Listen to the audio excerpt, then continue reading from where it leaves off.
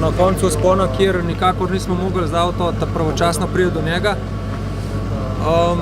Žrtvovala sta se tam še Jan Polanc in pa Simon Špilak, ki sta res naredila odlično delo in sta Primoža pripeljala nazaj,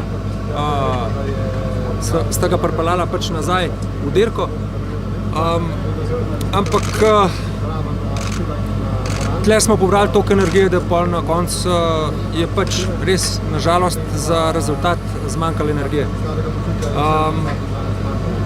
Kaj ne rečem, sigurno ne moramo biti zadovoljni, ker smo vsem res prišli sfokusirani res na eno odlično rezultatsko vrstitev. Sem pa zelo ponosen na fante, ker so res oddirkali tako, kot smo se zmenili. Vsak je naredil tisti svoj delež in verjamem, glede na to, da je ekipa še mlada, da bomo v naslednjih letih, ko bojo svetovna prvenstva spet podobna, sigurno spet krojili potek dirke. Na Valverde, kaj praviš? Ja, Valverde v 38 letih kolesar z največ medaljami na svetovnem prvenstvu. Glede na to, da nas ni bilo v igri, je to kolesar, ki mu sigurno najbolj privoščam to zlato medaljo.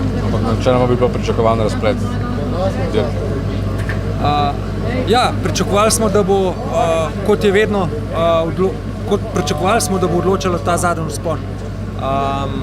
Seveda smo verjeli, da bomo mi tudi zraven, ampak v tisti četverici, ki je prišla, se je pa točno vedel, da je Valverde najhitrejši. Bi bilo kaj drugače, recimo, če bi manj mi lovili od začetka, da bi kaj prišpravili zapor? Ne, nič ne. To sigurno nič ne bi bilo drugače. Mi smo se točno zavedali, kaj delamo, vse smo načrtovali, seveda pa tega padca pa res ne bilo treba za rezultata.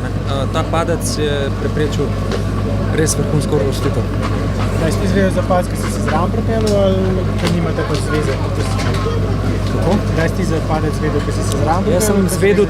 Jaz sem izvedel takoj za padec, samo ni bilo prostora, da prehtim ostale vozila, ker gledalci na cesti pač ne razumejo, da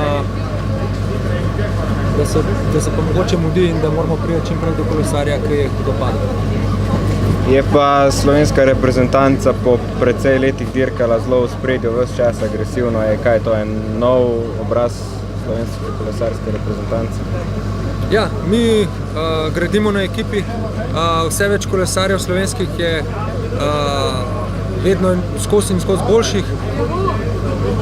Verjamemo v to, da smo sposobni krojiti dirko in to se je tudi tekom sezone velikokrat pokazalo in s takim načinom nam bo hiter uspeh. Vem, da je še nehvaležno govoriti, ampak vsaj naslednje leto je tudi trasa, na kateri lahko slovenski fanti marsikaj pokažejo. Z optimistom zreš v prihodnost. Ja, s takimi kolesarji ne moram biti drugega kot optimističen.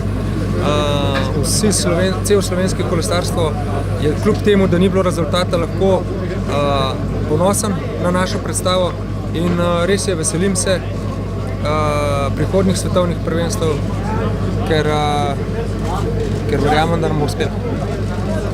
Hvala.